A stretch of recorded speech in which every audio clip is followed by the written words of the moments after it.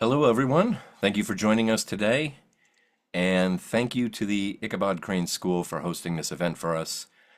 Before we begin, I want to offer an apology to the football fans who may be hoping to watch the Washington-Philadelphia game this afternoon.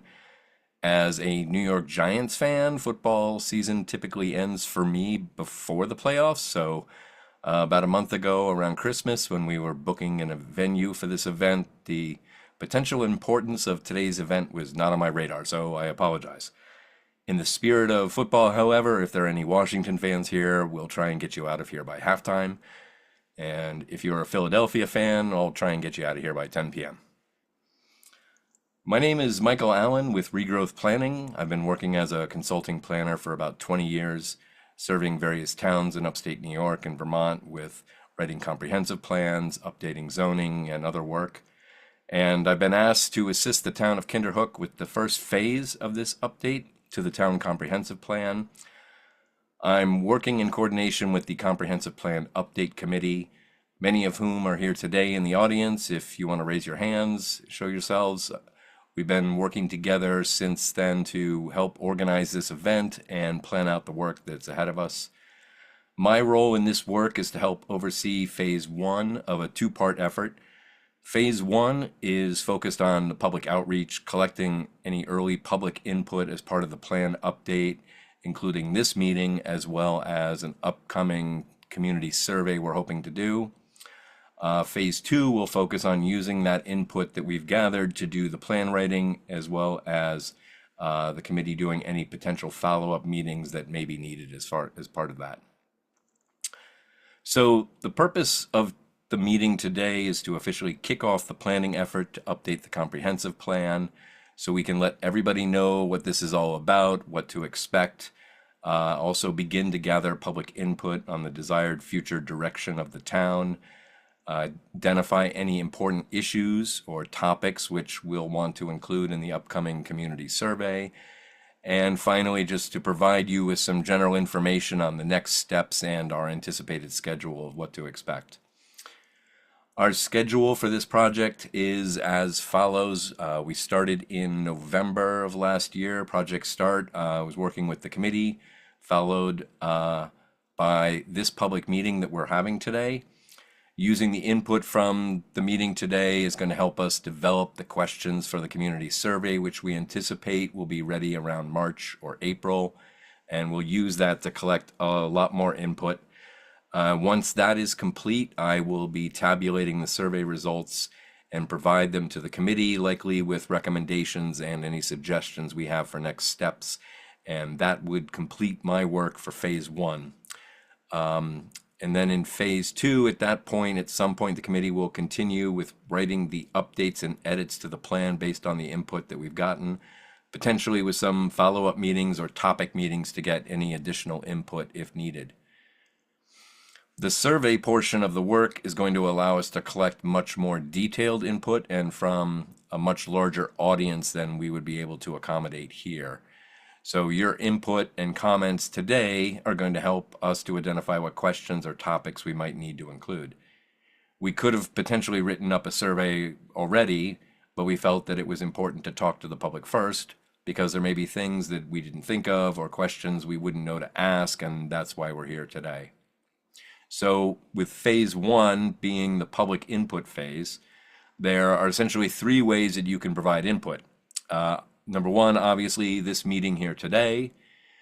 Second, in the upcoming community survey, which is going to be launched later this winter. And then third, using the online comment form that we've set up on our project webpage. The project webpage that we've set up is intended to serve as a central location of information to provide you with all the info you need related to this effort. It provides a way to submit comments as well. You can find the webpage at this address, www.tinyurl.com/Kinderhook or by using the QR code there. I'll put the web address here at the bottom of the slides for the rest of the presentation so you can refer to it or see it there. And when you go to the project webpage, this is what you're going to see. It starts with a header at the top of the page, which gives you kind of an overview of what this process is all about. It also includes a button here, which is a link to the online comment form where you can submit any comments, suggestions, and so forth as part of the process. There is also a button which will be a link to the survey once it's created, but right now the button isn't active. Once the survey is ready, we'll make that active so you can access the survey online, and there will probably also be paper copies of the survey you can pick up as well if you prefer that format. Scrolling down the page, we also have links to prior comprehensive plans, including the 2000 comprehensive plan, which was the last adopted, as well as the 2013 comprehensive plan draft.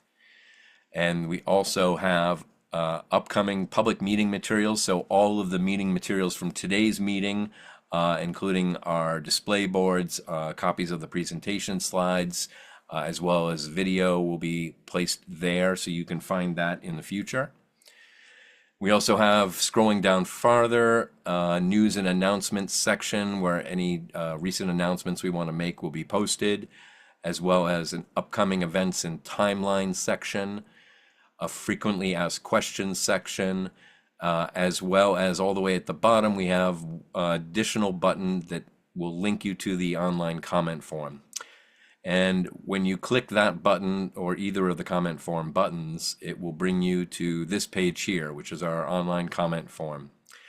And this invites you to type in whatever comments or suggestions you might have. You can place them in this area right here. You type in there. The area gets larger as you type, so it's not just limited to one sentence as it appears, but you can type in more. And then a second box down below is optional if you'd like to be notified of future events and announcements regarding this plan update. If you provide your email address in this box here, we can add you to our list. And then lastly, do not forget to click the submit button at the bottom here when you're done. So just briefly, in general, what is a comprehensive plan? What's it all about? The comprehensive plan is really a guide for the future direction of the town. It identifies long-term needs and goals of a community. It sets general policies and recommendations for the town going forward. It does not provide any actual written text of laws, such as zoning laws or so forth. Those are written after the plan is adopted. But any future actions taken by the town need to be in compliance or align with the goals and policies of the plan. The town is not allowed to do any official actions which run counter to the goals and vision of the comprehensive plan. So it's also important to keep in mind with comprehensive plan recommendations, there are certain things that we have a lot more control over as a municipality versus other things that we don't have as much control over. We do have pretty much direct control over any local laws that we pass, our zoning regulations. We have control of our town roads, our town facilities such as buildings and parks and parkland, as well as local finances. Other topics which come up in comprehensive plans that we generally don't have as much control over include issues of the sort of regional or national economy, any issue within the jurisdiction of state roads, housing prices, and many others. We may be able to include these topics in our comprehensive plan and try and influence them, but we don't really have any direct control over them. The current comprehensive plan was adopted in the year 2000, so it's now over 25 years old. At the time, it provided a list of goals and recommendations for a variety of topics, including natural resources, open space and scenic resources, agriculture, land use, transportation, public facilities, economic development, parks and recreation, historic resources, arts, music, and culture, as well as others. Since that plan, there was an effort to conduct an update to the town plan, which was completed in 2013. However, this document, because there wasn't agreement on all of the aspects and details of the plan as drafted, this document was never formally adopted by the town and is therefore isn't active. However, there are a lot of effort was put into it, and there's a lot of ideas in it which can still be useful for this update. Sort of as an example of a comprehensive plan goal and recommendation here in the open space and scenic issues section, goal number 1, for example, was ensure that critical open spaces, natural areas, and vistas be maintained, especially long views to the hills and mountains within and outside of the town, views of bodies of water, active agricultural areas, and views of historic areas and sites. So that was the overall goal of one of the overall goals of the plan. And that was followed up with a recommendation to that, which was to conduct an inventory and map any important open space and scenic views within the town. So that gives you an idea of how the goals and recommendations typically work in the comprehensive plan. However, that document was never formally adopted, and even if it had been, it is now over 10 years old now. So even though we can probably use a lot of the information in it, we still felt that it was important to go back to the public today and seek some new information, because a lot of things may have changed in the last 10 years. So briefly, what's changed in the last 10 years? Well, COVID had a huge impact on things in one respect. We've seen a huge popularity rise in the concept of Airbnb and short-term rentals, which have become very popular. We're doing a lot more online shopping and buying things from places like Amazon nowadays than ever before. More people are doing remote work or starting up home businesses, which have become a lot more popular. We have generally an aging population of many older people who are reaching senior years. Electric cars have become a lot more prevalent and popular. We're seeing very high home prices nowadays, making it difficult for many people to find affordable places to live. Solar power, in particular, large utility solar farms are becoming more and more prevalent in the region. And we've also legalized cannabis. And this is just sort of a highlight of some of the first ones that come to mind. So there's been many changes in the past 10 years that may or may not affect some of our decision making as we think about what are the issues that are important to the town, and what do we need to be thinking about. We've also had some demographic changes going into 2020. Kinderhook, as well as many of the other surrounding towns in this county and New York State in general, we're starting to experience a general decline in population. More recent census data since then, in the last couple of years, is starting to indicate that those numbers might be coming up and rising again, but it might be a little too early to tell. We also have, as I mentioned, sort of a large aging population, 50 plus years old, that are coming into their senior years, and how does this affect what we're thinking about in planning terms?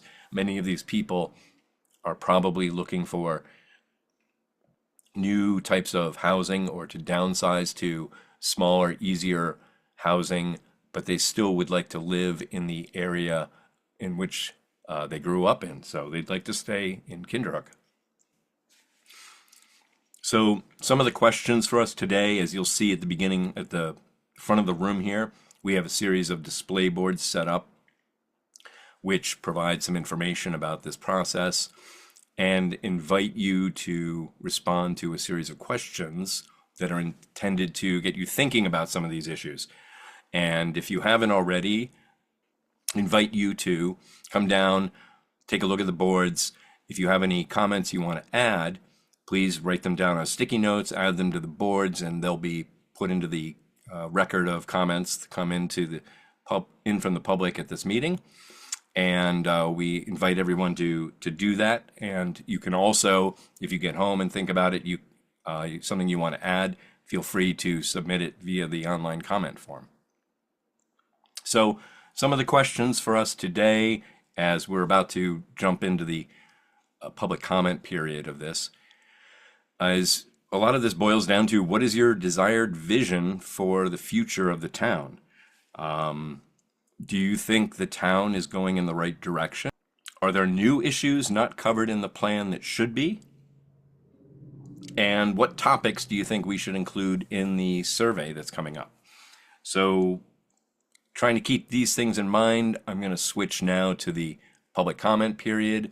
We're trying to identify goals and direction for the next 10 to 20 years. So, trying to keep and look for bigger picture advice on the future direction of town. When we ask people, what would you like to see change in town? A lot of people might come up with, well, we need a stop sign at the corner of such and such because it's an awkward intersection. And that may be true, but that's not really the input we're looking for as part of this comprehensive plan. We're looking for sort of bigger picture, long-term direction. And that's really the sort of input that goes into a plan like this. I ask that people try to limit their comments to 1 or 2 minutes so everyone gets an opportunity to talk. Please be respectful. And if you have any longer comments, I invite you to write them down at any of the display boards or even submit them as part of the online comment form, and we will include those in the record. And so without further ado, I'm going to start opening it up to questions and let people provide their comments. Is that it? Hello. Oh, I'm Marcia Fleischer Anderson. I live up on Lyle Hill Road since 1946. And I wanted to remind you that the town of Kinderhook was the first town in Columbia County that had zoning, that had planning, that all the other towns, this was, I believe, in the 70s or so, that Kinderhook led the way on planning, and we see the example of planning now. One thing I want to talk about, you need to have a sewer system around Kinderhook Lake. There is no sewer system. The only one we have is in the village of Galatia. Kinderhook uses septic tanks. Kinderhook Village is right along the Kinderhook Creek. But one of the major things you need to do in Niagara is a sewer system around the lake and all the houses that are there. Another thing, there's a big property between 9H and Novak Road, maybe 100 or 200 acres of woods that the town of Kinderhook should think of purchasing, that we want to increase nature areas in Kinderhook. And the one thing we have is the Kinderhook Van Buren Nature Trail over in Lindenwald. That was done by my husband, Richard Anderson, the National Park Service, and the 4-H clubs, and I'm sure everyone goes by there, the Van Buren Nature Trails. This is a big asset for Kinderhook. And we should look at that piece of property between 9H and Novak and Fish and Game, whatever it's called, Game Road there. It's woods, it's wet, there's a creek, it's nature. Kinderhook couldn't find funds to purchase that property. And I like living in Kinderhook. I think it's a great place. I plan to live here the rest of my life. And I said that 20 years ago on this. Another thing, I believe that the plan that was revised in 2013, I'm ashamed that the village town records do not support that was passed. I believe it was. And Ed Simonson is here today, and I believe he attended the town board meeting when the revisions of 2013 were adopted. And if you look on the town board notes, which I did a few months ago, or maybe a year ago when this came up, that I did find evidence of that.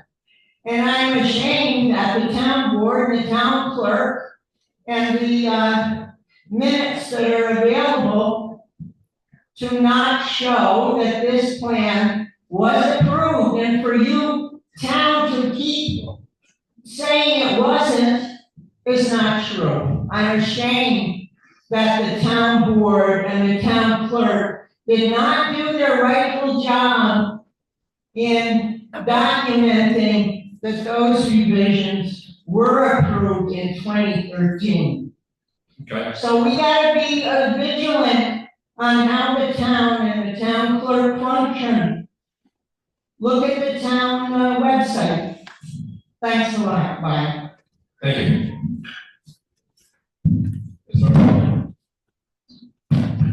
Okay, thank you. My name is John Zagowski, and my wife and I have been up in Kinderhook area for 25 years now. Sort of our home now. I'm reaching out to you regarding housing in the town of Kinderhook. I have concern about the housing in local communities.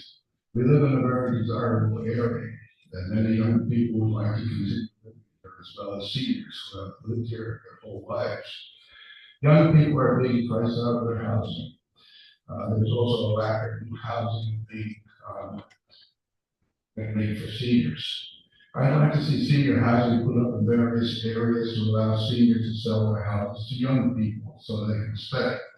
There was a housing for seniors that was started behind the Ocean State Job Lot store, however, that fell through. I would also like to address the infiltration of REITs, R-E-I-T-S, real estate investment trusts, being launched for many years now from Wall Street. These Wall Street investment instruments are buying housing in other areas of the country. I would ask that something be done to limit or control these purchases. It's not fair for Wall Street firms to buy up the housing that our own citizens can use to remain in the local areas. I would also ask that you have a conversation about land as a town of Kinderhook.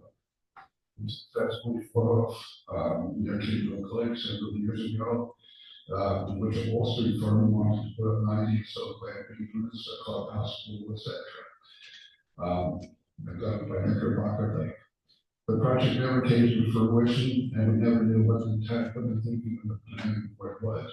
It ended when the owners of the property realized the scope of the environmental damage to the area. As soon as they could, they pulled out the contract. The owners pulled out the contract. All the facts are available in the minutes of the planning board. The town board must be conscious of the people who surround these areas, especially to put on fire, water, and ambulance services.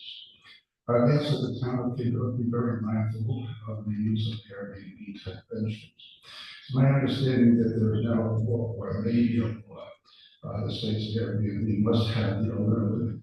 Sorry, I may be wrong on that account. People with money to buy residences and convert them to Airbnbs. This takes away housing that young people can buy and get the first house they can use if they continue to live in the town. I read it as say Spain, one of Europe, and other countries of this country are having the same situation that is creating a shortage for their own people. We must give thought on how to keep some of the local housing for our own people. Thank you. Thank you very much.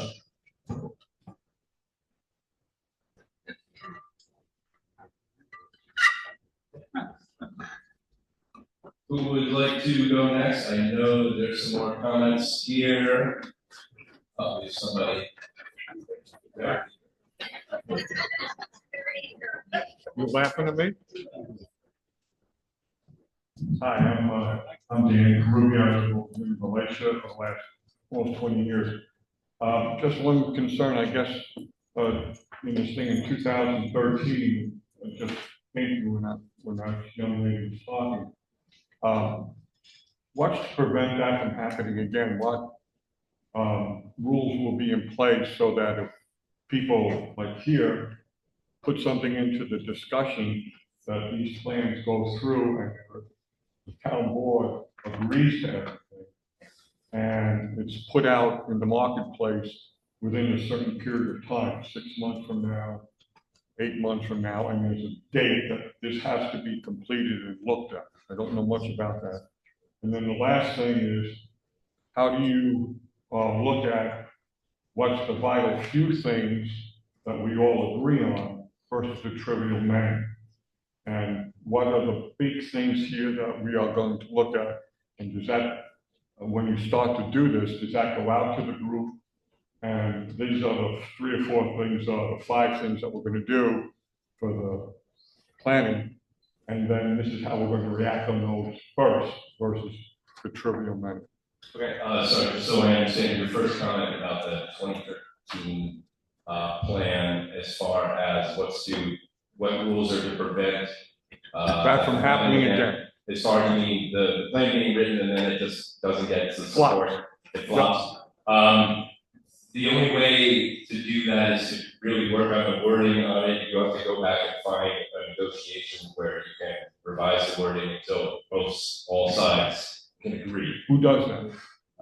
Whoever's working with the town board at the time and the town board. Would that be put in this plan here? That this is going language that explains that. Correct. Yes. We can certainly do that. I think it comes down to negotiating and finding a compromise on the wording. Mhm. Sometimes it comes down to very specific words, and finding the language for the plan that everybody is comfortable with.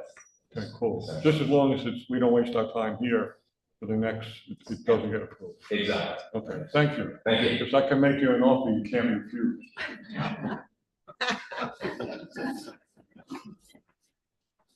Yes.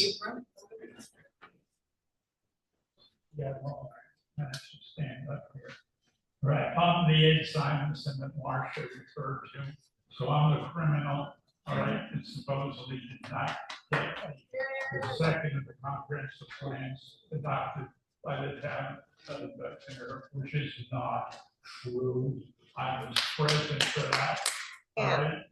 So, and one of the co-authors of both the comprehensive plans, as some of you know, former planning board member, constable, which the latest Columbia County Environmental Management Council.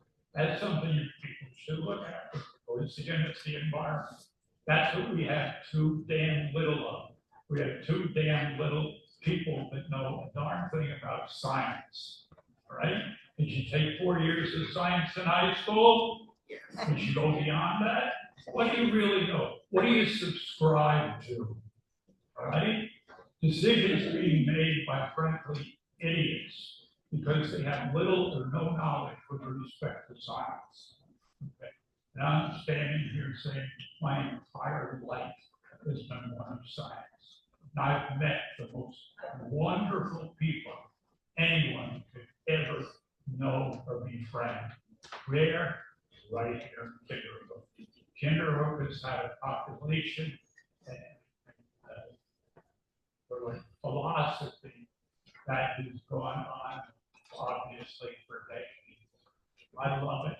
My kids love it. All right. My friends love it. All us old timers love it. All right. For God's sake, get your heads out of the bottle or whatever the hell it is. All right. Pick up a National Geographic. Do something. Do something. Because we're making too many bad decisions and those go on. So I appreciate you listening to me. Nobody's throwing a stone yet. I'm waiting. Anyway, last I have to do a sales pitch here. I'm the one that shows antique farm equipment at the Chatham Fair. So when I go to the fair, I'm there with all the antique equipment, right? That we've collected, that we've stopped from going up there. Thank you, folks. Thank you. Hi, my name is Karen Watt, and I live on Running Creek Road, and I've lived there 40 years, but I married into a family that's been here almost 70 years. And what I've noticed in the last 40 years since moving here, just how this community, town of Kinderhook's gone from rural to, approaching industrial. And that's, I guess, what I'm here to talk about, the goals and direction of the town, to keep it agricultural and rural in nature, residential, not industrial. I guess you know where I'm going with this, right? Using up farmland, prime farmland in this town. Don't be one of the towns like the rest of Columbia County that are, focusing on solar farms. They're not farms, okay? They take up prime farmland away from, I can see why the farmers do it, I get it, right? They need the money. It's, we need to focus resources more on enabling farmers to be productive and not putting up solar farms, which the science, thank you for bringing that up, shows that they are not the most efficient energy source, and they have lots of potential for damage to the land and the community. So I guess I want to see Kinderhook stay mostly yellow, if not as much yellow as you can maintain, according to that. So do away with no more solar farms in the town of Kinderhook. Thank you.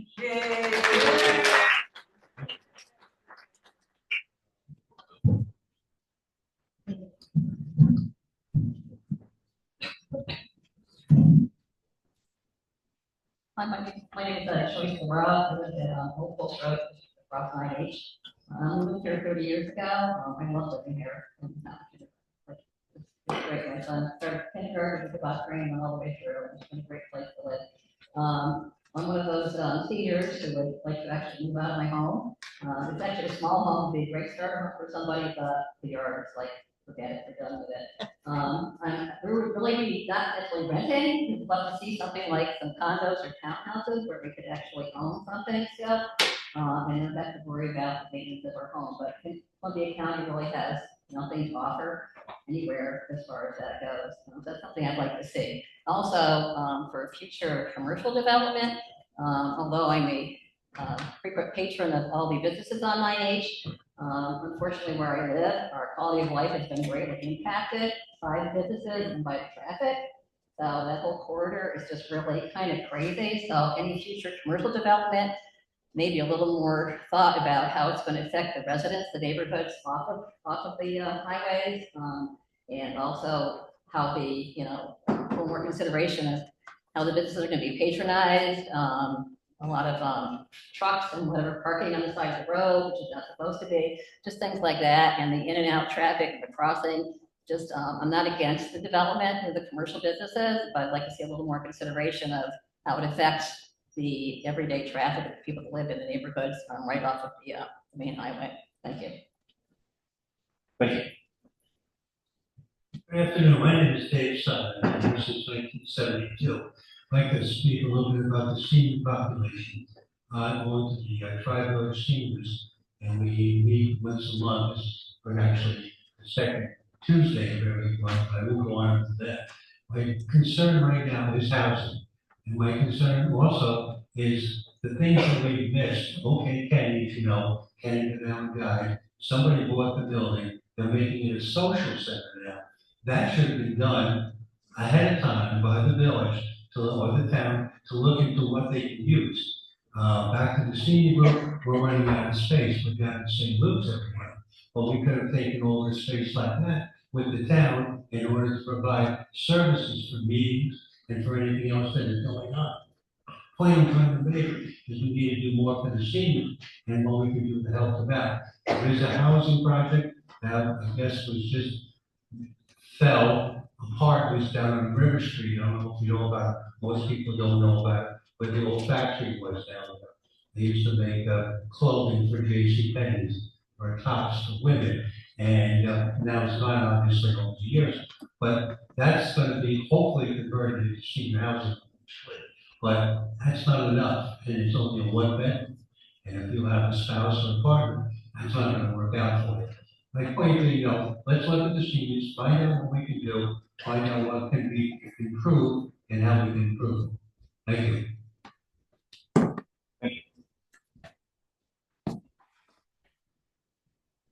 Hi, my name is Lee Linderman, and I'm a resident of Valatia. I'm also on the Valatia Planning Board, and I'm very involved in what happens in the property that was next to Ocean State, as well as the River Street project. The River Street project fell through because when they were ready to purchase the building, the developer decided not to do it. Now, that's still on the table, so it's not completely off the table yet, but they're trying to negotiate that.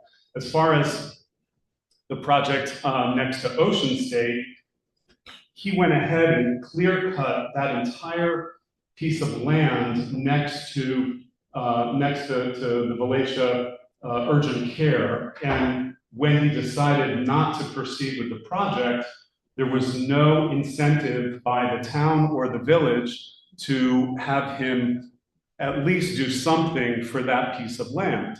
And regarding that piece of land, it was jointly shared by both the village of Valatia and the town of Kinderhook. And we had to get a variance, or he had to get a variance, so that the piece of property could be owned solely by the village of Valatia, excuse me, but it had to be under the village of Valatia jurisdiction.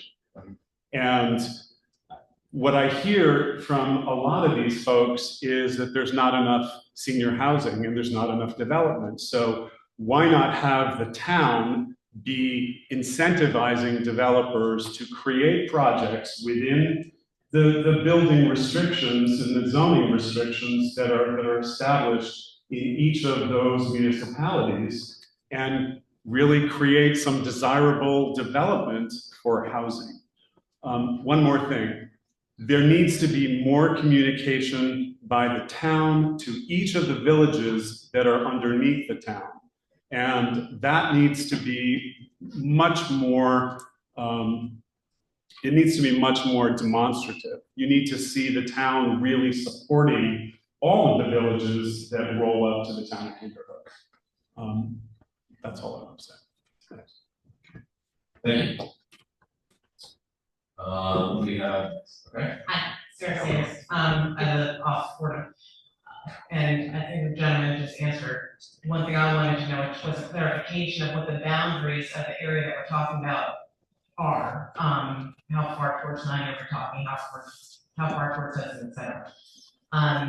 And the gentleman who spoke about the keeping Wall Street and people from the city, whatever, from buying up properties and keeping the prices high.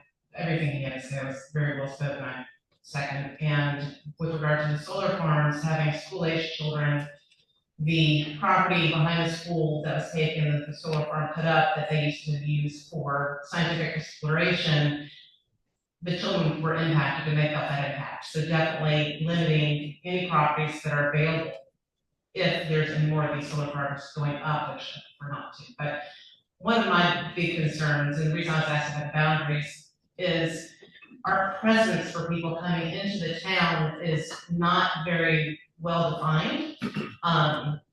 You go through some not nice looking areas before you finally approach the town proper, and it then has a nice appearance to it. And having seen a variety of communities, both in our areas and in other areas of the country, where the approach, the look of it is inviting and speaks well of the vernacular of the buildings and the land and the focus of the area. I think that would be nice if tourism is a draw, to have something that really gives us a personality upon approaching it, so that you don't have to go through some unattractive areas in order to get to the town proper. Okay. So you're talking about the gateways into town as you're coming into town, doing something to spruce this up. Okay. Thank you. Good afternoon. My name is Chris Muller. I'm the president of Kinderhook Basketball Association. I'd like to thank Supervisor Owens and the rest of the board for giving us the opportunity, obviously, to be heard today, and for taking a look at this. As you indicated, obviously, this happens, over time. But the fact that it's being done now is it's essential, obviously, in order to progress the community in a lot of areas. Now, I stand here representing 250 kids who are in our program right now, which is about 175 families who are all taxpayers throughout the area. The ability to obviously advocate for them It is not without consideration to all of the other populations that are affected by any decision that this plan would make. Our biggest priority is a community center for everyone, and with the emphasis on the word community. A center that, quite frankly, is open from morning to night and serves populations that have different needs within those hours. That includes anyone from infants to our seniors, and everyone in between, whether it is daycare for both infants and some seniors, access to services for them, if it is nutrition for both of those populations, young families, young children, older people, the access to those services, and connecting them with county services and or private services that are available. That center has the ability to be a hub for that. When school hours are over, and perhaps those individuals are, whether they be seniors or infants, are returning to other places, to their homes and to the care of their families, that is when aftercare, after school programs, which should include educational, skill-based programs for children to tie between leaving the school with some sort of cooperative transportation alternative that gets them to that program, to carry them to the evening hours. An affordable program which allows parents to remain at work and after work pick up their children. Included in that, obviously, from our point of view, is athletics. The ability to assist children with their physical health, their mental health, and their emotional health through athletics. There are a variety of programs in our town that serve the youth of our town in this area. And by, I think, appropriating space with groups in appropriate size spaces, appropriate places, will also help to address that. But I think sometimes the word community centers is underestimated as to the focus of what that, what it actually represents. And as I said, it should be a center for the entire community that benefits people, bringing access to services, and also bringing them together to improve a sense of community. So I appreciate your time today. Thank you. You mentioned you represent about 250 students, correct? Yes, first degree. One of the things that we were hoping to do in reaching out through Instagram and some other platforms is to try and get younger folks to show up to these meetings. It's very difficult. If you could, if I can ask you, if you want to promote the idea of getting those 250 students to throwing their ideas into the comment form or submitting, we'd like to hear from them. So the more we hear from the younger audience, that would be great, because we want to get balanced perspective. Absolutely, we encourage that, both of our membership as well as the children that we serve, also on the high school athletic side. And obviously, these are the people who are going to be living in our community when this plan comes to fruition, and will also benefit from it. So their input and their perspective is very important. Okay. Thank you. Thank you very much. Yes, sir. My name is Dan Langer. I do live on Kinderhook Lake. I want to point out that I'm on the board of directors of the Kinderhook Lake Corporation, 501c3 nonprofit organization tasked with maintaining and improving Kinderhook Lake and the Nivers Dam. I'm preaching to the choir, say that, Kinderhook Lake is a beautiful natural resource in the town, used for recreation and all types of water sports, including boating, fishing, kayaking, swimming. It's a 375-acre lake. 90% of the lake is in the town of Kinderhook. There are 325 properties on the lake, probably around 250 of the properties are actually in the town of Kinderhook. And there's hundreds of more properties within walking distance of the lake. So it's well used by many other Kinderhook residents and county residents. It's got a 41 square mile watershed. Only about 10% of it is within the town of Kinderhook, but it's important to understand that all areas of the watershed have an impact on the water quality in Kinderhook Lake. There are three issues I believe the committee should consider including in its report to the town.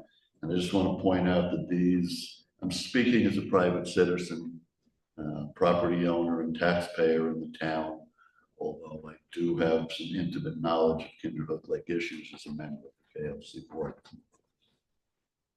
The first issue would be to bring attention to development, construction, and drainage within the Kinderhook Lake watershed and its impact on the water quality, algae growth, and spread of aquatic invasive species.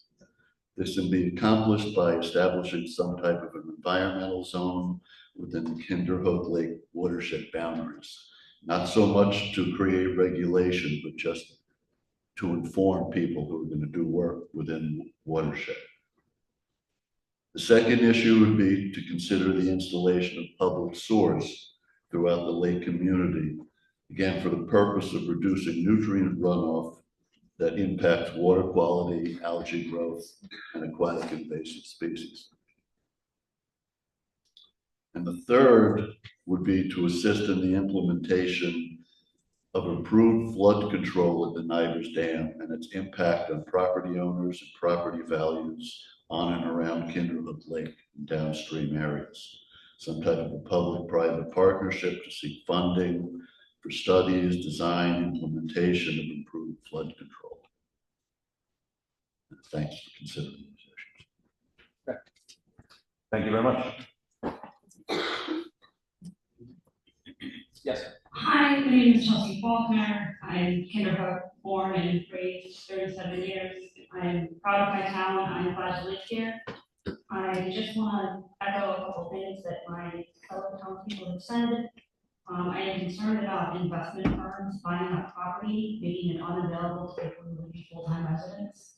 I'm concerned, although to a lesser degree, about Airbnbs in the area. I do want homes and housing to be available for people who want to live here and work here and raise families here. I think that condos or cottages or something for the seniors is important.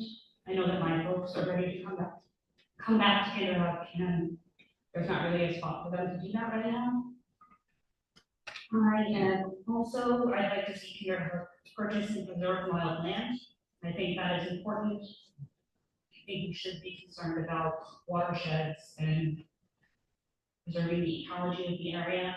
But something new that I haven't heard yet is there seems like an awful lot of political signage everywhere these days, and that is not in keeping with the natural beauty of the area, not the long open views that we have. And it seems like that used to be more restricted to election season. Pardon me. Restricted to election season, and we just have a wild abundance of signage ruining the landscape. And I think that's not in keeping with my ideas for the town. Thank you.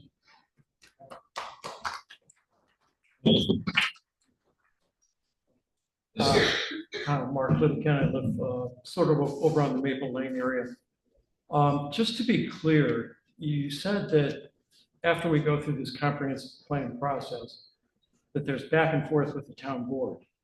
But in the end, if the town board elects to not adopt it, if there's not a majority of the town board that wants to adopt it, then it doesn't get adopted. Isn't that correct? Well, yes, it depends on how long you want to keep going with the back and forth and the negotiation. But really the decision is the town board's. Really the decision is the town board's. I've worked with the town of Woodstock, New York, that didn't have a comp plan and passed for 20 years, and we managed to get the right language that made everybody comfortable. And sometimes that includes watering things down and making things a little bit more. But in the end, no matter how much the town might want something, if the members of the town board don't approve the plan, then it's not approved. That is correct. Okay. The second thing I want to bring up is talking about long-term, and that is the 9-9H corridor. And the way, as I understand the current zoning, there are an awful lot of business zones along that corridor. And if all those properties are allowed curb cuts onto 9-9H, it's just going to choke that whole corridor. And traffic right now during rush hour is pretty bad. And it's not going to get any better if all those business properties are allowed curb cuts onto 9 and 9H. Now, yes, 9 and 9H are state and federal highways, and there are rules about that. But that does not mean that Kinderhook can't, that the town can't have zoning rules or comprehensive plan rules that are consistent with the state and the federal rules. So for instance, if the state and feds say that they will allow curb cuts every 50 feet on those roads, do we really want curb cuts every 50 feet? The town could come in, could say, well, we really only want curb cuts every 200 feet. Or they could say, we're just going to limit the number of curb cuts and have some other route, have maybe one curb cut that gives access to another route that's not right on 9 or 9H. So that the traffic, so that essentially you can keep 9 and 9H as a fairly high-speed corridor through the county. And I'd like to point out that it's not just the town. The speed of traffic on that corridor doesn't affect the town, it affects the whole county down as far as, Dutchess County. Because there are a lot of people who, from south of here, who have to go through that corridor to get up to I-90. So I'm all for keeping the speed limit on 9 and 9H up where it is, consistent with safety. Okay, thank you. Well, one thing to consider is possibility of passing local design guidelines or standards that promote some access management where multiple properties would have to share a common curb cut or have a shared connection between them, try and cut that down. So that's something that we could implement locally and try and push at the state level. Yes. My name is Eugenia Rose. I've been in Nigerville in my house for 52 years. So that gives you a clue, don't need a clue, but I'm a senior citizen. And I enjoy good health. And I feel a large part of that is due to the fact that we have parks within the town. And my dog and I walk at least a mile every day, weather permitting. And on those walks, and what the third place we walk is down behind school here. If you cut through the school property and cross the rail trail, there are beautiful trails back in there that the kids use for cross country.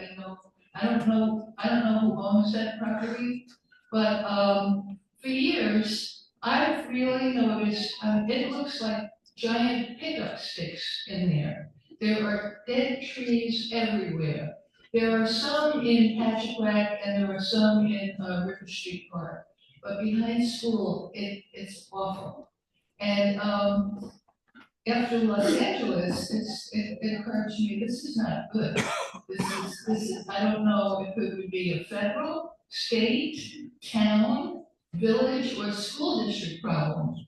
But considering, I would think with what has just happened in Los Angeles, maybe there's some federal assistance available. I mean, somebody should clean that up. Because even though we're not in Los Angeles in a desert, those trees have been there for years, some of them. They're bone dry, and it would only take one person with a match, and we'd all be in big trouble. That there's a lot of woods back there. So that's just something I hope somebody takes a look at. And then the maintenance of the other parks. I know the village, I think the village of Galatia has to maintain those two, River Street and but any improvements that can be made, and I have a respect, there's nothing like exercise and getting out and walking to stay healthy, and that's a good senior citizen, idea too. Thank you. Thank you. Oh, yes. Excuse me. Hi there, Chris Van Mosner. I live down in the village of Kinderhook. I just want to plan a few things. My oldest just started at Ichabod in kindergarten, and I purchased the largest class in 20 odd years. And I feel like there's more of that coming, right? I have a younger one coming in a couple of years. So when I think about the 10 to 20 year plan, try to think about those sort of things. A growing population that needs growing infrastructure needs. Already, it's impossible to book doctor's appointments nearby. It feels like the population is outrunning the level of services that the town has currently. So I'd like to see some kind of nod toward that. And then specifically an idea toward public transport or a holistic transport plan. We have the Albany Electric Trail bike lanes. I'd still like to see more iteration on bike lanes radiating off the trail. To look at reduced traffic on 9H. And then I just want to reiterate the comment about the community center. I think that's a great idea. We go to the YMCA up in East Greenbush every weekend to go swimming. And I see it's just a who's who of people I know from Columbia County up there. Because it's the closest place you can go, for a family gym and swimming. So yeah, that's it. Thank you. Thank you very much. Yes. Yes. I'm gonna try to pull out of a whole order basket some of the concerns. And that is, how many of us ever think about those that can't be closed? Can you speak in Sorry, the can you speak into microphone? the I microphone? can't hear. How many of us think of those that came before us? And I don't mean 5 minutes ago. I mean maybe 1,000 years ago. And we plow over them. I walked behind plow, and you didn't have to go very far. You get off, and you pick up some object that went back to the life of those people. And those people occupied a lot of the area where, guess what, the glacier went through. And people left there to plant corn. And I guess the knocking down historic buildings, homes, and so forth really drives me crazy. People have to have this belongs everywhere. But anyway, does everybody give a damn about indigenous people? Probably not. Or maybe it's time because that is part of part of the Kinderhook I saw as a child when I came here in 1945. Our home had burned, and the adjoining neighbors went into the woods, cut down trees, took us to the mill and came back and built us a shelter so that we could at least be out of the rain and the ice in the winter. That came from the neighbors. And I don't see too much of that same sentiment with respect to helping our neighbors.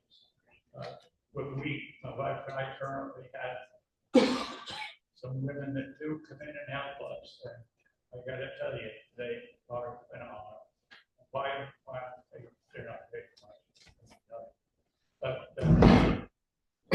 be careful. And as we get older, there's a lot of us around. There's a lot of what we've left around. All those years I spent on the planning board. If you look at the plans for most of the commercial development here, look closely. It's Simon's. We essentially slaved over those, trying to push back those that came. One of the outfits came from the other side. It was a tough time for them back and getting us to create buildings that were attractive in appearance. So we need stand up, things go wrong, you don't like them.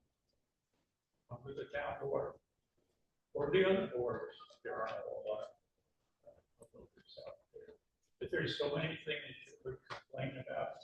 Years ago, another president, myself, complained about the light. No, stand up light. I give a bit about light, I'm driving along, and the lights off the road, shining in my eye. So guess what? We had codes that dealt with that, but never enforced. That's another issue. Yet, whatever statutes we have, assume that they've been created with thought and for God's sake, or we need that. Anyway, thanks for listening to me. I'm sorry for taking so much of your time. I'm sure you're anxious to get out there. Thank you.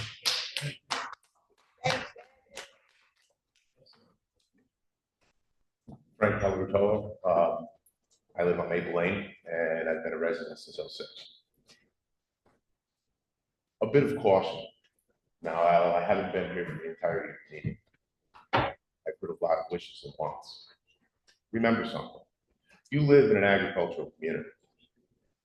There are people who've moved here from other places, much more urban places.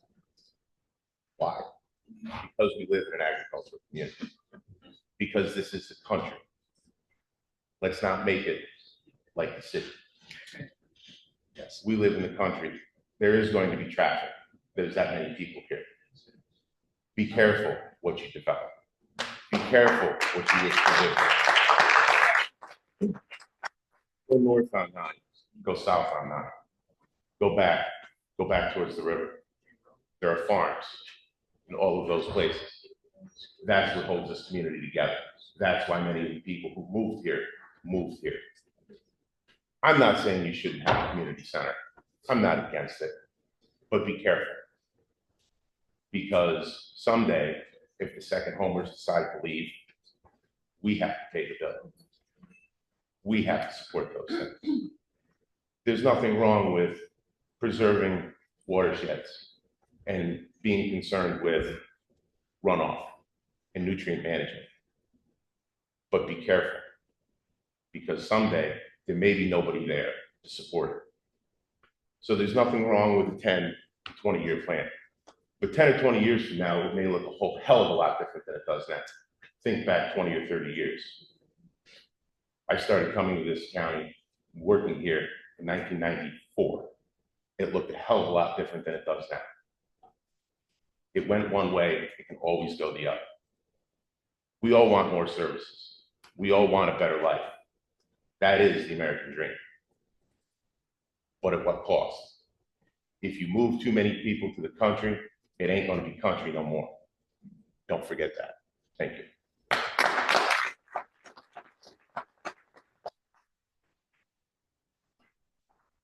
Well said. Well, so we have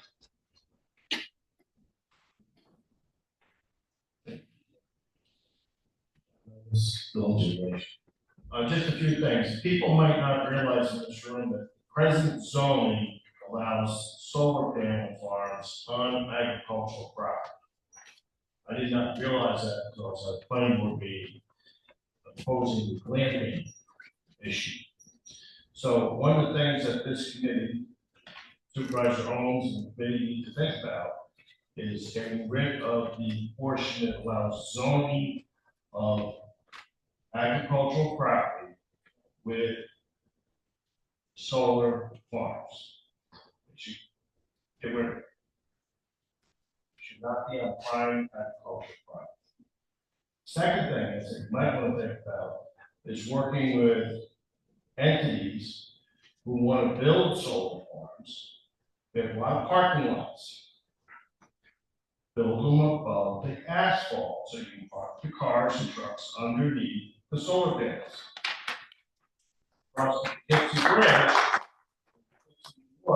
they did exactly that in a parking lot that you can see from Route 55 and 44 right on the right-hand side of the Highland.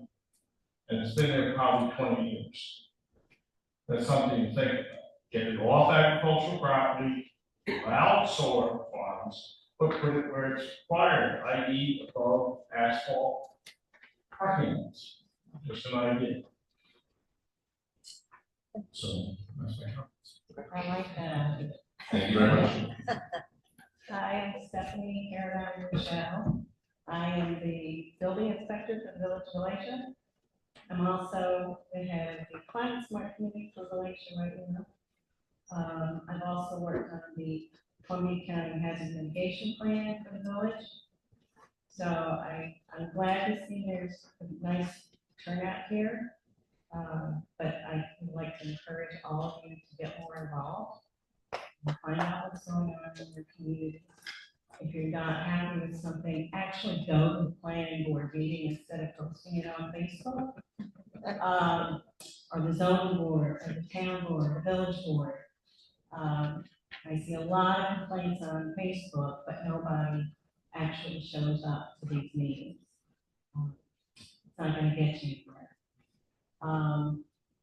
I'd like to also say there's been some great ideas here, but they take money. And by money, we'll be increasing taxes. So we need to learn how to come up with a median where everybody's involved and happy. And also, I think we need to address the climate issues. Our current administration doesn't seem to think there's a climate problem, but I think we should take it upon ourselves to continue the work that we're doing. Maybe come up with some emergency planning. I'm not sure what happened with the hazard mitigation plan, still has to come back. So our county is in kind of a limbo.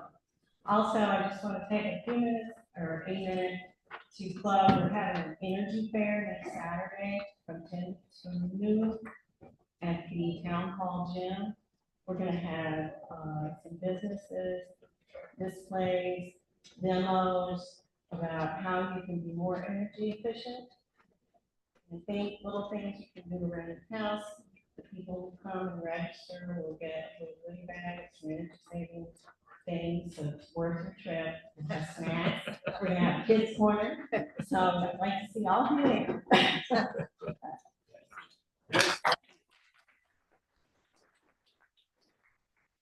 Clarify, you mentioned the hazard mitigation plan, is that a county hazard mitigation plan? Yes, Okay. but all of the towns and villages were encouraged to participate. Yes, okay. And there were surveys done. If you get a survey, please answer it and answer it honestly, not a bunch of jokes and. Okay. If folks on Zoom is that, the idea was if you get a survey about the hazard mitigation plan or others, feel free to participate in it because it's useful info. Sorry, just one quick second. I want to offer for the folks that we do have on Zoom, if you do have any comments you'd like to make, feel free to type it in the chat and I will try and read them out to the group here. Just want to make sure you're aware of that. And then, okay, go ahead. I'm not sure if you did this, Michael, I'm Christy Roy, I'm on the comp planning board and also on the climate smart committee for Captain. There's a sign up if you have a private well for free well testing out of the vestibule. And also there's the town approved Pure Sky to do community solar. There's no solar farm here for it though. Okay, we're not doing solar farm, but it's community solar to get 10% off your electric bill and it's free. And the town board approved that, so we could offer it to the community. And there's also a flood preparedness guide out there and some other information. And I thought the hazard mitigation got done, but I'm not sure. You're wrong about that. We'll talk about that too. But on the town website, it's all this information. Okay, so if you go to the town website, they do a fantastic job uploading things and making it available. And, you know, if you can't find it for some reason, just call somebody at town hall, call it, or someone can help you find it. But there's a bunch of information that's available. This, I think, is going to be also, there's going to be follow-up information conservation of fabric recycling, so I want to mention. But that's all I want to say. Thank you. Thank you.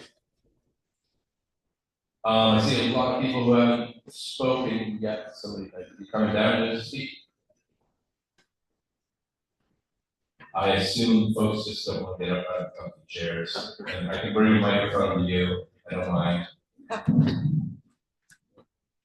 So I just had a few things to say. My name is Ralph PC. I live on River Street. I've been here for close to 60 years.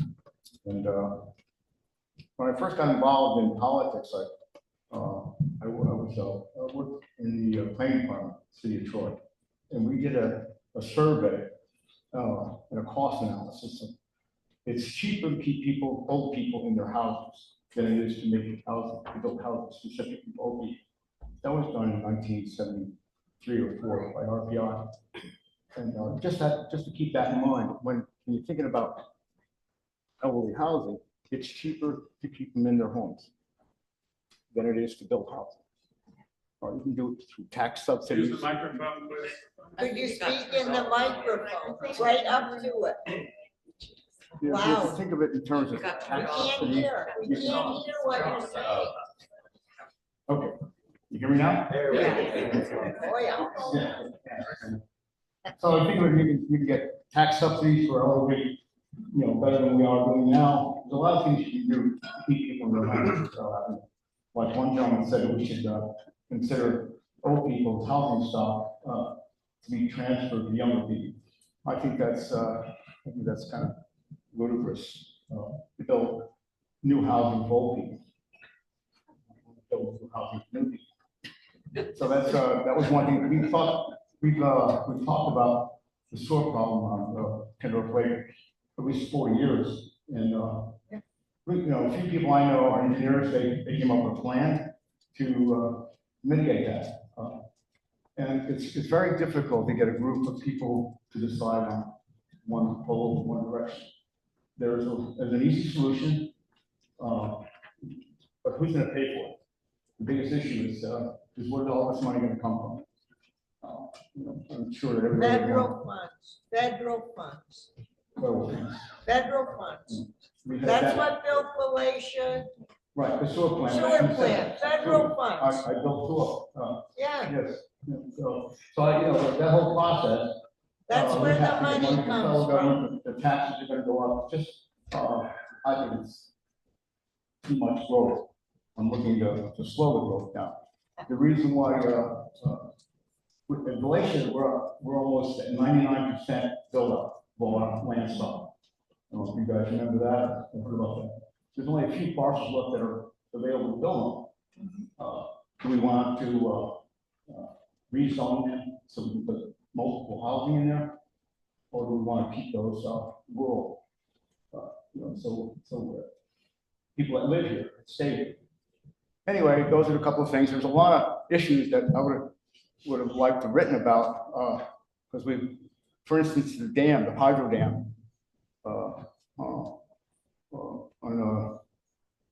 that would be something that the towns and villages should get involved in, instead of leaving it up to independent organizations. Anyway, that's all I have to say. Thank you. Thank you.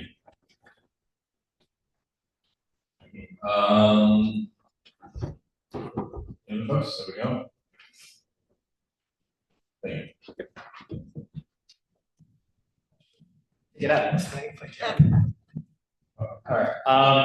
My name is Ryan Wallace. I am a boomerang, I guess you can say. I actually was born right in the county, graduated the Ottawa School at Town Hills. I was the one that moved away, college, 20 years, but I came back. To the gentleman that came up and talked about the preservation of, for lack of a better word, the vibe that we have here, I 100% support you on that. There's something inherent, that is our magic, that's our economic driver. So with that in mind, and I think Ed, you were also talking about this, it's a little bit comprehensive of what a lot of people have said. The first thing I'd like to see is a little bit more of the historic preservation and character for revitalization. What I mean by that is there are plenty of empty spots left, especially in the villages.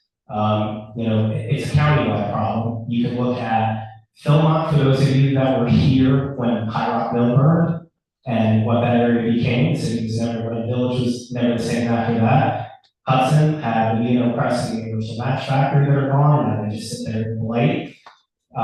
So Ed, I think you mentioned there was a factory right before the bridge in the village of Glacier as well. So there's been talk about the development is there.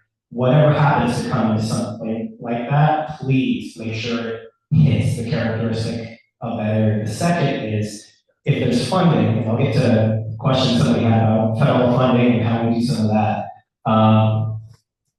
How are we working with the villages to actually bring abandoned properties back online? That helps to address not only some of the housing issue, but also if you're looking at land trust options, sometimes they are also able to serve the function of making some of these properties affordable for those who can't afford the median $549,000 price that homes have become in the town at this point. Environmental side, remediation. If any of the properties along the 99H corridor are being considered, I would like to see some mandatory, I guess it's more or less overhaul in planning and zoning, mandatory environmental seekers that are done. In particular, because some of those properties have abandoned vehicles, old barrels. They can be seen from Bishop Nelson Road. So, how often do we incentivize developers to come in, and the cheapest way to get rid of something is to just say that you've removed it, whether or not you buried it, it's another story, that goes into protecting local watersheds.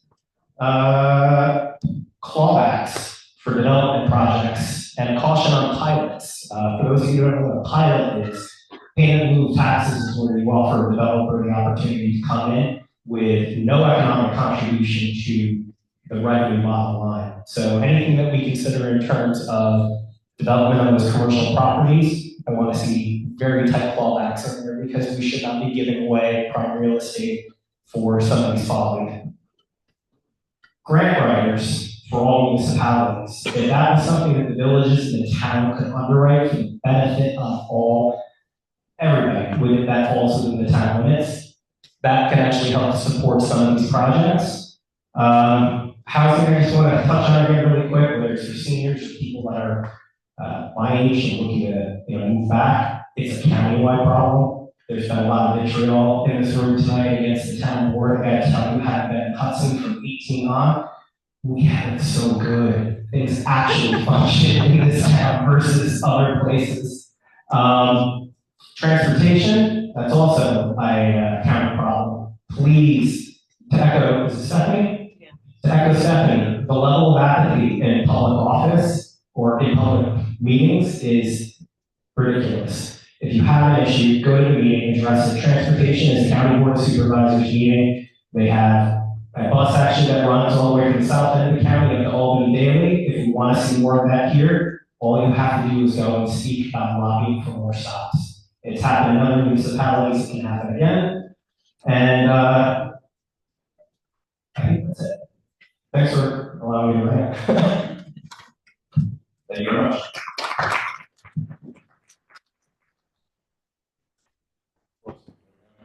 Oh, the microphone was. Oh, I need to Microphone gave up.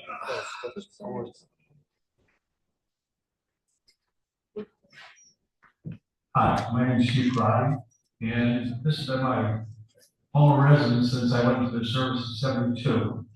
I lived in Bell's Acres for 20 years.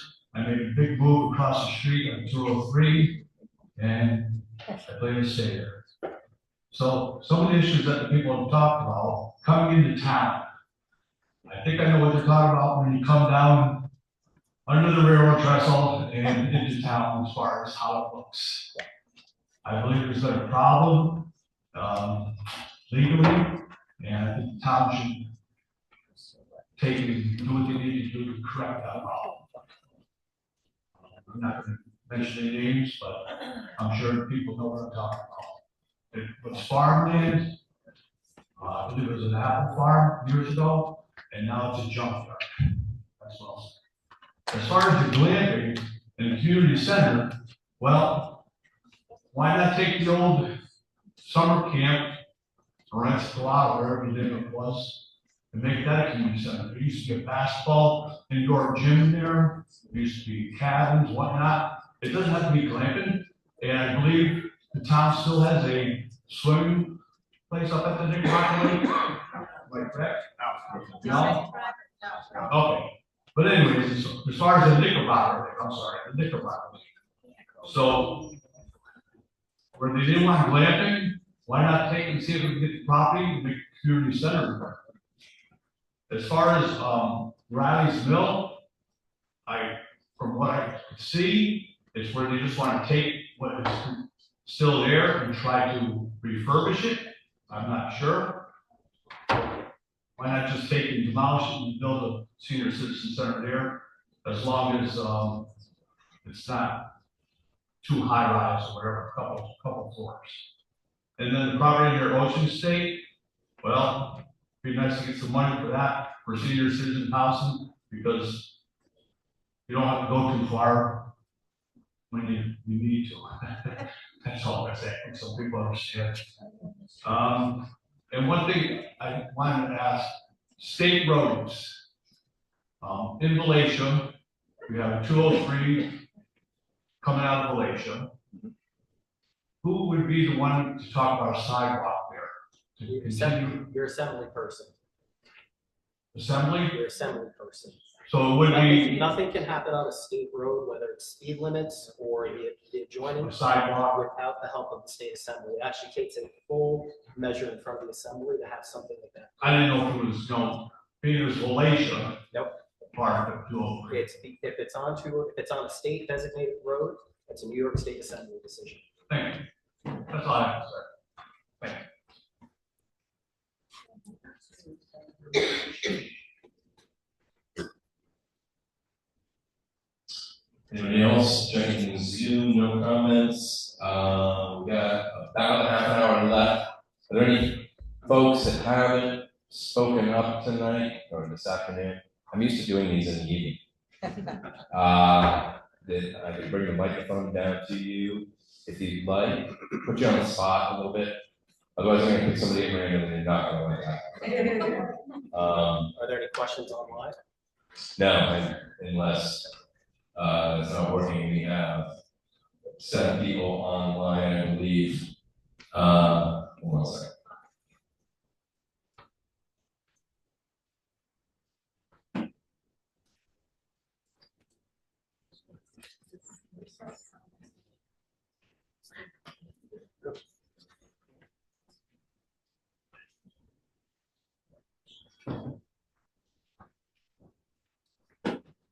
So I had the chat open on my phone and it wasn't showing me. So we do have, okay, so we have comment here, pro-development of new business, new housing, new community center.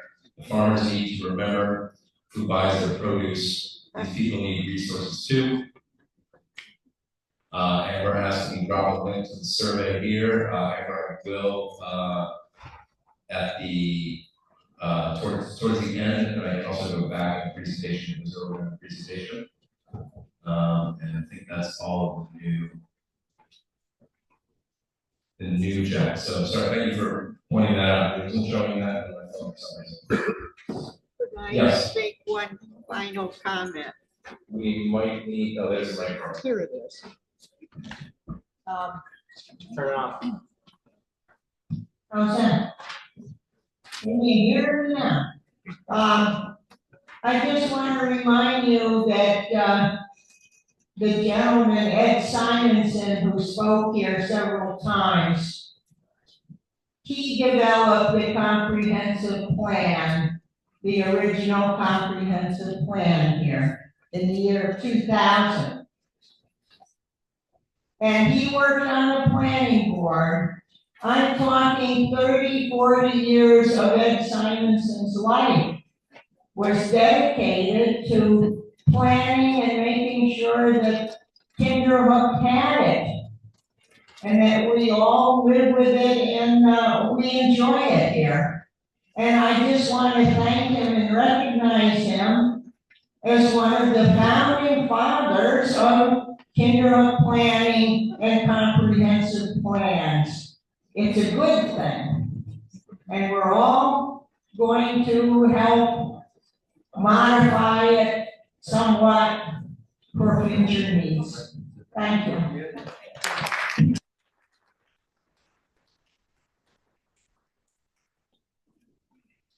Okay, in lieu of the question that came up, I'm going to advance to some of the next slides about the next step. I'm not closing this to further comment. I just want to make sure before proposing that I cover some of the stuff at the end of this presentation. So basically, as we start to look at the next steps going forward from here, the video materials and notes from this meeting are going to be posted to the project website, which I'll link to in a moment. I'm going to compile the comments and notes chat from this meeting and review it with the committee, and then work with them to start to formulate what some of the draft survey questions are going to be. That might take some time. During this time, the public is free to submit comments at any time through the online comment form. We encourage that, and any comments that come in, I'm going to make sure that we go through with the committee. We're anticipating, I'm guessing right now, surveys sometime in March, April, depending on how long it takes to roll out. But that is the plan. Again, if folks haven't already taken the time to visit some of the boards up here and put sticky note ideas and thoughts on, I invite you to do so before you leave. And here is the link to the project webpage. On that, we'll have a link to the comment form, and I'm going to go back in the presentation to show what that looks like. So here is the project webpage. Right here is the link to the comment form that you can do. The link to the survey will be here once it's completed. There's other materials on that website, again, for existing documents, public meeting materials, news and announcements, upcoming events, frequently asked questions, and then again at the bottom of the page, there's a link to the comment form there again. And then this is what the comment form looks like once again. You type your comment in here, optional email address to be notified of future meetings here, click submit, and you are there. And the website again is in the bottom of the presentation in the footer, www.tinyurl.com, Kinderhook plan. So I wanted to make sure we just covered that for some of the folks that maybe joined late and capture that. We have another comment up here. Yeah, I'm sorry. I want to make sure we have somebody new that hasn't commented yet, or just I ask you try and speak into the microphone as much as possible so we can pick it up as a recording. Thank you. I just wanted to why with respect to Marcia. When we go through life, there are certain people that really touch us in many ways. And it seems they have boundless energy with respect to giving to the community. Doesn't matter whether it's a library, planning board, doesn't matter. Give. And I tried to follow particularly Marcia's back, and that's what made me a kind of educated person, volunteers. But anyway, I'm sure there are more people out there, and I made whatever subject. I brought with me some references you may wish to duplicate, because I ain't giving you mine. Okay, one of which that mentions already is Columbia County's natural resources. Interesting publication. That's something the Environmental Management Council did here some years ago. I mean, it's a professional document, no doubt.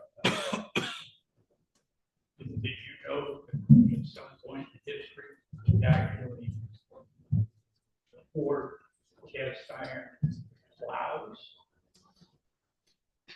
Cast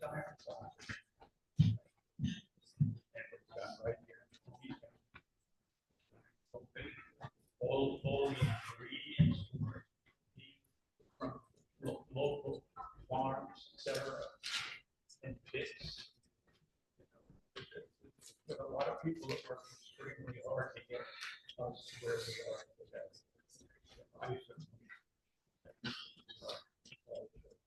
You may want to copies of the documents. Oh, the other thing, the last process. If you could get to the Greenway meetings, they're held in Hyde Park. Theodore, Franklin Delano Roosevelt Library. I applied to them, and I got a grant for I worked on in the town with kids with absolute group. I know they meet once a month, but once you get on there, it's like six rivers.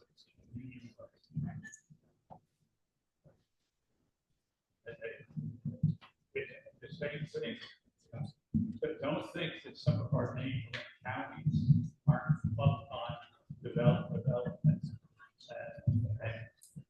gypsy.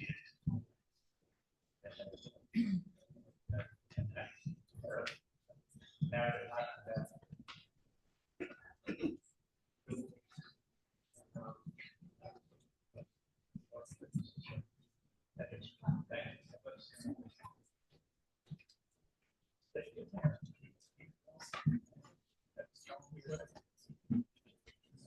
Thank you. Anyway, do you have anything else to say? I'm here to listen to what other people want to say. I want to open it up. This has been, we've gotten a lot of good input right now. I want to ask if anybody has any questions right now about the process and where we're going to be going. So please. I don't have a question. That's okay. You can say, I like comments more than questions. They're easier. Hi, my name is Katie Johnson, and my family moved down to Kinderhook Lake during World War II. But we also have ancestors that go back to the 1700s in the township of Kinderhook. And I went away for much of my adult life and came back about 10 years ago and live on Route 203, right north of Glacier. I'd like to invite everyone here to think about the diverse people who live in our township as that diversity as a good thing, that we are people who live on farms, in suburban developments, on the lake, in the villages, in Hamlet of Niagara and the surrounding areas. These are our neighbors, they're not our enemies, and we're not competing with each other, that this richness of experience and different perspectives is something to be celebrated and not denigrated.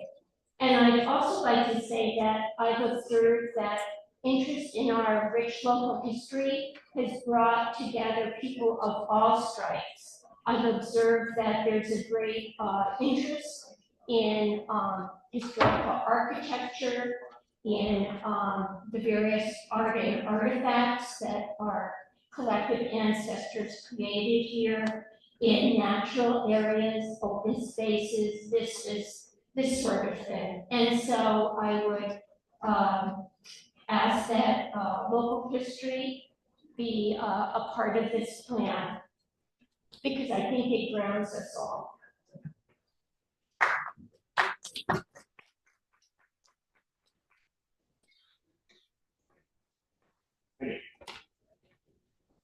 I have a comment. Yes, go ahead. Linda Ross, I live in the village of Kinderhook. I'm a new resident approximately a year ago. And I have to tell you, I feel very lucky to be in Kinderhook. I have a 40-year career in education, both as a teacher and school district administrator, and have attended many, many meetings. So my comment is this: if you could just address for me, please, and for the audience, has there been a committee selected already for this new project? And if so, how are the committee members selected? And if we are certainly going to have town approval, would there be town members on the committee so that we didn't do all the work and then present it and find that we were really not in tune with the town? So if you can go over some of the logistics. And additionally, can you tell me when the meetings happen, if the minutes are available and if they're open to the public?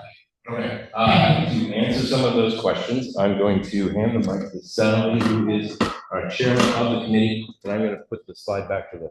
Okay, thank you. Yeah, my name is Sally Nearmore. I'm on the town council. It is the town of Kinderhook town council who agreed and started this process. So when you're concerned that we may not follow through with this, we started it, okay? And it was approved by the board before you create the committee. We created the committee based on the guidelines of the state of New York. Therefore, there is a representative from the zoning board, which is James Waterhouse. James Waterhouse is back there. We have Joe Wildermuth, who's on the planning committee. We have Christy Wright, who is on Climate Smart. And then we have Steve Ambrosio, who's kind of fun to see. Steve represents he's on the recreation committee for the town of Kinderhook. We also have representatives, Mark Brown, who's there, Sue Patterson is here, they're from the village of Kinderhook, and Matthew Carter from the village of Galatia. So that is how the committee was created. We meet on the third Tuesday of the month at 7 o'clock in the town hall. It is an open meeting. Basically the meetings is we listen to what Michael has come up with and things that we need to do next, and then we go from there, okay, and pick ideas. Mostly what we've done right now is we did an open RFP. We decided that Michael was the best consultant for us. We got a grant from the Hudson Greenway Association, and the match to that grant is the volunteer hours of people on the committee, as well as April Pinskowski, who is our town clerk, who does all the social media stuff that you saw coming out, and all the posters being printed and stuff, a lot of that kind of thing. So that's who this is about. It is totally open. You are welcome to come to any of our meetings at any time. We'd love to see you. Thank you. Thank you. So once again, third Tuesday of the month at 7 p.m., right? Yes, third Tuesday of the month, 7 p.m. for those meetings. And this is the meeting list up on the screen that we reviewed earlier. Any other comments or questions? As I just want to make sure we get through some of the last reminders here. I believe this was already mentioned, but we do have somebody from the New York Water Authority here as far as providing some signups for some free tests, water tests in the area. Encourage everybody to take advantage of that, since it's not something you can usually get at Doug. So, sorry, rural water, New York rural water. Any other comments, questions? Yes, sir. Thank you very much. This was very informative. Thank you. And we look forward to the future. Okay. Thank you. Any others? I mean, feel free to come and look and provide some comments on the boards. Talk to me. I want to let some folks know who might want to catch a football. That's on the table. And other than that, thank you.